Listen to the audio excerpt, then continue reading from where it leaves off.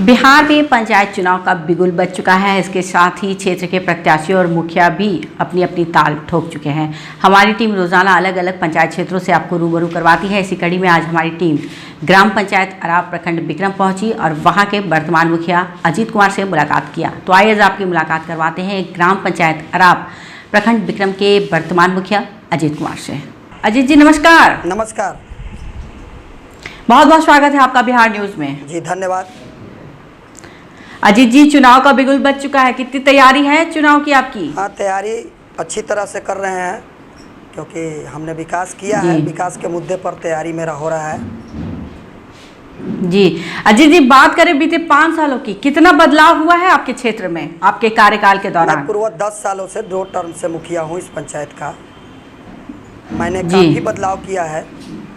इस बार थोड़ी परेशानी आई मुख्यमंत्री 7 निश्चय योजना के चलते। कुछ वार्ड सदस्यों के नासमझी के कारण कुछ कार्य में लापरवाही हुई है, लेकिन मैंने फिर भी नल जल योजना अपने पंचायत में पूरी तरह से पूर्ण करा लिया। जहां ज़मीन नहीं उपलब्ध भी था, मैंने निजी ज़मीन को व्यवस्था करके 4-5 वार्डों में मैंने निजी ज़मीन व्यवस्था करा करके नल जल योजना को पूर्ण कराया है और कार्य मेरा लगभग सही है मेरे मायने से। अब लोगों के मायने से जो अजीत जी पीसीसी योजना पे कितना कार्य हुआ है आपके क्षेत्र में? पीसीसी योजना में पिछले वर्ष 13वीं पिछले टर्म में मैंने 13वीं से और 14वीं से बहुत सा पीसीसी कराया था। लगभग गांव की यानी मेरी पंचायत की जितनी भी गलियां हैं लगभग मैंने ढालने का प्रयास किया। उसमें 2-4 गली बाकी रह गई हैं मुख्य रूप से, और इस वर्ष नहीं हो सका, लेकिन अगले बार मैं ज़रूर उसको पूरा कराऊंगा। और इस बार भी मैंने पंचम वित्त और कुछ बचा हुआ शेष भाग 14वीं वित्त से भी कार्य कराया है, जो पीसीसी का कार्य हुआ है। जी अजीत जी, शिक्षा और स्वास्थ्य की क्या स्थिति है आपके क्षेत्र में? मेरे यहाँ शिक्षा का लगभग स्थिति बेहतर है। सभी विद्यालयों में सुचारू रूप से शिक्षक आते हैं। तब तो एक आध कमी रहती है क्योंकि सरकार का भी व्यवस्था उस तरह का है जो अभी चल रहा है। खाद्य योजना, पोशाक योजना, जो भी है सब योजना जो चल रहा है विद्यालय में, उससे थोड़ा सा परेशानी शिक्षकों और गार्जियन के बीच बनती रहती है। लेकिन फिर भी उन सारी परेशानियों को दूर कराते हुए मेरे पंचायत में सभी शिक्षक अच्छी तरह से अपनी व्यवस्था चला रहे हैं। मेरे यहाँ हॉस्पिटल में भी डॉक्टर लगभग सप्ताह में 3 दिन रहते हैं। एएनएम 6 दिन 2 पोस्टिंग है और एक सफाई कर्मी है, एक ड्रेसर का भी यहाँ पोस्टिंग है मेरे हॉस्पिटल में। मेरे यहाँ अतिरिक्त प्राथमिक स्वास्थ्य केंद्र है जो बहुत ही पुराना है और यह इलाके में नाम रखता था मेरे यहाँ का। नंदकू खैराती अस्पताल जो मेरे ही पूर्वजों का देन था, जो आज भी जीवित है, अतिरिक्त स्वास्थ्य उप केंद्र के नाम से। जी अजीत जी, लोहिया स्वच्छ योजना या हरियाली योजना, इसके अंतर्गत कितना काम किया आपने अपने क्षेत्र में? के तहत जितने भी पंचायत में शौचालय बने लगभग 900 से ऊपर शौचालयों का निर्माण कराया गया और अच्छी तरह से कराया गया है। और जी, तो आपका पंचायत ओडीएफ मुक्त हो गया है? मुक्त मेरा पंचायत हो गया है। मेरा पंचायत ओडीएफ मुक्त है।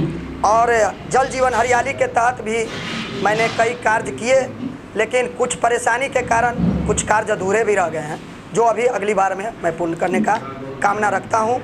मेरा उद्देश्य है सफल योजना, सफल विकास, सफल गांव, सफल पंचायत।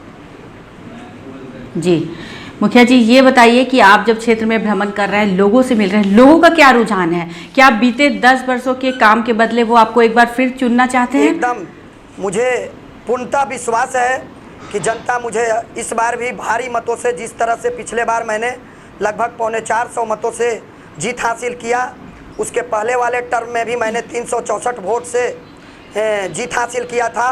मुझे पूर्णतः उद्देश्य है कि इस बार भी मुझे जनता 500 से 600 मतों से ज़रूर जीत दिलाएगी। जो मेरे सेकंड प्रत्याशी होंगे उनसे मेरा 500-600 मत अधिक जरूर आएगा, मुझे यह पूर्ण विश्वास है।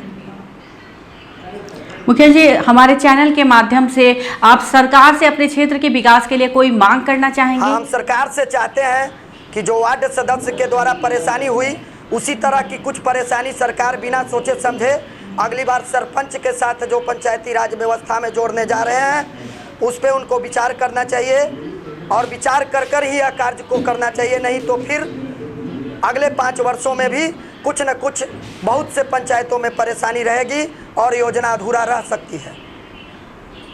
जी मुखिया जी, एक आखिरी सवाल, आपके क्षेत्र में रोजगार योजना पे कितना कार्य हुआ है, उद्योग योजना पे कितना कार्य हुआ है? मेरे क्षेत्र में रोजगार योजना में मेरे यहाँ मनरेगा का बहुत कम कार्य होता है, क्योंकि मेरे यहाँ मनरेगा का फील्ड बहुत कम है, बहुत कम जगह है।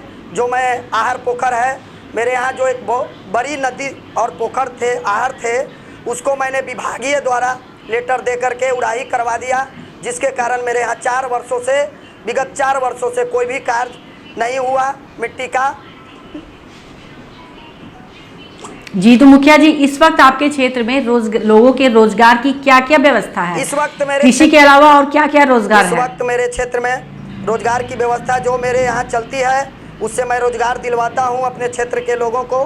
जो भी काम मेरे यहाँ होती है, पीसीसी हो, नाली बनाने का कार्य हो, या जो भी कार्य मेरे पंचायती राज व्यवस्था में नल जल का हो या कोई भी, उसमें मैं अपने गांव पंचायत के लेबर लोगों को ज़रूर रोजगार देता हूं।